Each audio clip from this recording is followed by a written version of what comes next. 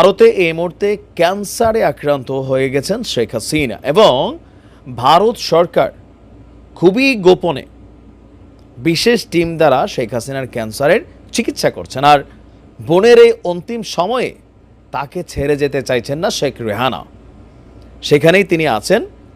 এখন এই যে খবরটার সত্য মিথ্যা নিয়ে যে ন্যারেটিভ তৈরি হয়েছে, এটা যখন সোশ্যাল মিডিয়া প্ল্যাটফর্মে আসছে, আওয়ামী লীগের অনেক নেতাকর্মী হতাশাগ্রস্ত হচ্ছেন যে সত্যি সত্যি কি তিনি ক্যান্সারে আক্রান্ত কিনা।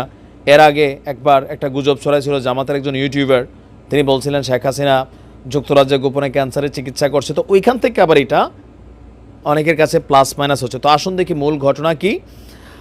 যে প্রাণঘাতী ক্যান্সারে আক্রান্ত ক্ষমতাচ্যুত প্রধানমন্ত্রী শেখ হাসিনা, আর এই অবস্থায় তার রাজনৈতিক কোনো আশা আকাঙ্ক্ষা নেই।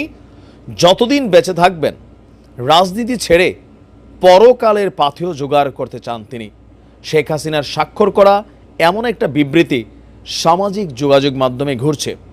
এবার সেই বিবৃতিটা নিয়ে আপনার ফেসবুকের যে ফ্যাক্ট চেকিং প্ল্যাটফর্ম আছে রিউমার স্ক্যানার, তারা বলছে যে গত 28শে জানুয়ারি নিজেদের অফিসিয়াল ফেসবুক পেজে অন্তর্বর্তী সরকারের বিরুদ্ধে যে রাজনৈতিক ঘোষণা কর্মসূচি ঘোষণা করেছে আওয়ামী লীগ, তো সেইখানে আপনার তার একটা সম্মত সাইন করা কোনো কিছু বিবৃতি আসছিল।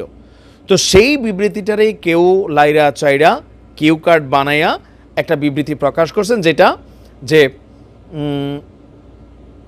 তিনি ক্যান্সারে আক্রান্ত, এটা তিনি স্বেচ্ছায় স্বীকারোক্তি দিয়েছেন। বেসিক্যালি এটা হচ্ছে আপনার একটা গুজব। তো চিঠিটা কী ছিল পুরা?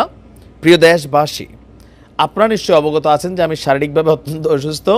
প্রাণঘাতী ক্যান্সার আমাকে তিলে তিলে মৃত্যুর দিকে ঠেলে দিচ্ছে। এমত অবস্থায় আমার কোনো প্রকার ক্ষমতা বা রাজনৈতিক উচ্চাভিলাষ নাই। আমি আজ স্পষ্ট জানাচ্ছি যে আওয়ামী লীগের ফেসবুক পেজ হ্যাক করে বিএনপি জামাতের লোকেরা বিভিন্ন উস্কানিমূলক প্রোপাগান্ডা ছড়িয়ে আওয়ামী লীগের নেতাকর্মীদের হরতাল, অবরোধ, জ্বালাও পোড়াও কর্মসূচির দিকে চালিত করছে, যা নিন্দনীয় এবং ঘৃণার। আমি বারবার বলছি, শান্তি চাই, পরকালের পাথেয় জোগাড় করতে চাই। দ্ব্যর্থহীন ভাষায় বলতে চাই, আমি এখনও আওয়ামী লীগের সভানেত্রী এবং এইসব সন্ত্রাস, জ্বালাও পোড়াও কর্মসূচি এগুলোর সাথে আমার সম্পর্ক নেই। এমত অবস্থায় দেশবাসীর প্রতি আহ্বান, এই দুর্বৃত্ত আগুন সন্ত্রাসীদের বিরুদ্ধে গণপ্রতিরোধ তুলুন এবং আইনশৃঙ্খলা রক্ষা বাহিনীর হাতে তুলে দিন। জয় বাংলা, জয় বঙ্গবন্ধু।